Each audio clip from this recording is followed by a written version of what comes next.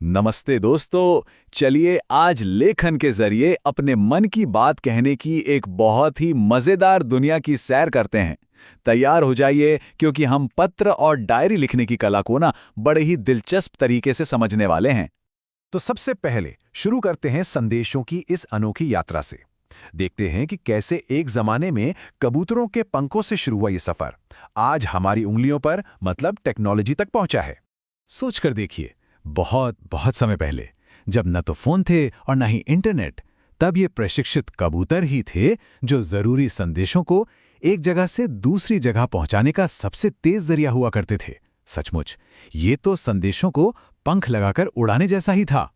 फिर आया इंसानी दूतों का दौर।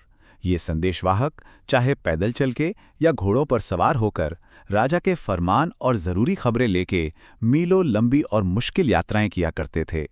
इसके बाद आई डाक प्रणाली और इसने तो जैसे सब कुछ बदल ही दिया। ये लाल वाले पोस्ट बॉक्स और वो लिफाफे, पोस्ट कार्ड, इनकी वजह से आम लोगों के लिए भी एक दूसरे तक अपनी बात पहुंचाना बहुत बहुत आसान हो गया। और अब हम आ पहुंचे हैं आज के जमाने में, जहां स्मार्टफोन और ईमेल ने बातचीत को पलक झपकते ही होने वाला काम बना दिया है। लेकिन एक बात बताइए, इस तेज रफ्तार टेक्नोलॉजी के बीच क्या हाथ से लिखे खत की वो बात कहीं खो गई है? नहीं, बिल्कुल नहीं। उसका महत्व आज भी उतना ही है। तो चलिए अब सीधे सीधे पत्रों की दुनिया में ही कदम रखते हैं, क्योंकि आज भी एक अच्छा और सलीके से लिखा गया पत्र लिखना एक बहुत बड़ी खूबी है। देखिए, पत्रों को हम मोटे तौर पर दो हिस्सों में बांट सकते हैं। एक होते हैं व्यक्तिगत पत्र, जो हम अपने दोस्तों, अपने परिवार वालों को लिखते हैं, और दूसरे होते हैं औपचारिक पत्र, जो किसी दफ्तरी या कामकाज के सिलसिले में लिखे जाते हैं। व्यक्तिगत पत्र मतलब जो दिल से लिखे जाते हैं, जैसे अपने जन्मदिन पर दोस्त को बुलाना है तो निमंत्रण पत्र लिख दिया, किसी की सफलता पर खुशी जतानी है तो बधाई पत्र भेज दिया, मुश्किल वक्त में किसी को हिम्मत देनी है तो आश्वासन पत्र, है ना? और हाँ, कहीं घूमने जाने के लिए माता पिता से इजाजत लेनी है तो अनुमति पत्र तो लिखना ही पड़ेगा। और औपचारिक पत्र, ये किसी खास काम के लिए होते हैं। जैसे स्कूल से छुट्टी चाहिए तो प्रिंसिपल को प्रार्थना पत्र लिखना होगा, मोहल्ले में सफाई नहीं है तो अधिकारी को कार्यालयी पत्र लिखेंगे, या फिर किसी दुकानदार से किताबें मंगवानी है तो व्यावसायिक पत्र काम आएगा। अब आप सोच रहे होंगे कि इसमें भी नियम कानून होते हैं। हाँ, थोड़े से होते हैं, लेकिन ये उबाऊ बिल्कुल नहीं है। ये तो वो जरूरी औजार हैं जो ये पक्का करते हैं कि हमारी बात बिल्कुल साफ और सम्मान के साथ पहुंचे। अब जरा इस तालिका पर नजर डालिए। ये हमें सिखाती है कि किसके लिए कौन से शब्द इस्तेमाल करने हैं। जैसे पिताजी को पत्र लिखते समय हम पूज्य पिताजी लिखते हैं, लेकिन दोस्त को तो प्रिय मित्र ही लिखेंगे ना। इसी तरह पत्र के आखिर में भी बदलाव होता है। प्रार्थना पत्र आपका आज्ञाकारी शिष्य पर खत्म होगा, तो कोई व्यावसायिक पत्र भवदीय पर। ये छोटी छोटी बातें बहुत असर डालती हैं। तो ये है पत्र लिखने के कुछ सुनहरे नियम।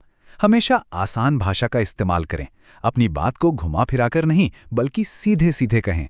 और हाँ, बड़ों के लिए हमेशा आप और अपने बराबर वालों या छोटों के लिए तुम का सही इस्तेमाल करें। सबसे जरूरी, पता और तारीख लिखना तो कभी भूलना ही नहीं है। अच्छा, अब तक तो हम दूसरों को लिखने की बात कर रहे थे।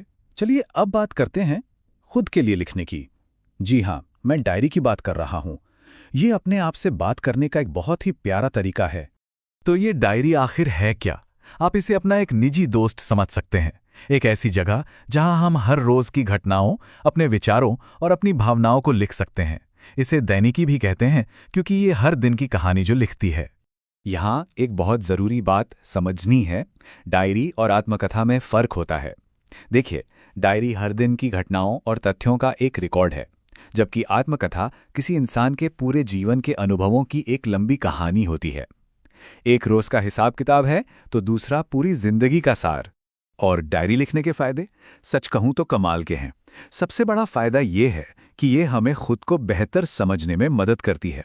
ये हमारे अच्छे और बुरे कामों का एक आईना बन जाती है, जिससे हम बहुत कुछ सीख सकते हैं। और सबसे अच्छी बात, ये हमें हमारे पुराने दिनों को फिर से याद करने का एक खजाना देती है। तो दोस्तों, अब आप सब कुछ जान चुके हैं। कलम और कागज आपके पास हैं। इंतजार किस बात का है? अब लिखने की बारी आपकी है। देखिए, शुरुआत करना बहुत ही आसान है। बस दो छोटे छोटे कदम। पहला, किसी व्यक्ति या किसी विषय के बारे में सोचिए जिसके बारे में आप कुछ कहना चाहते हैं। और दूसरा, बस लिखना शुरू कर दीजिए। ज्यादा मत सोचिए, बस अपनी कलम को चलने दीजिए। तो अब सवाल बस एक है, आज आपकी कलम से कौन सी कहानी निकलने वाली है? चाहे वो किसी दोस्त के नाम एक छोटा सा खत हो या फिर आपकी अपनी डायरी का वो पहला पन्ना। जाइए और अपनी लिखने की यात्रा आज अभी से शुरू कीजिए।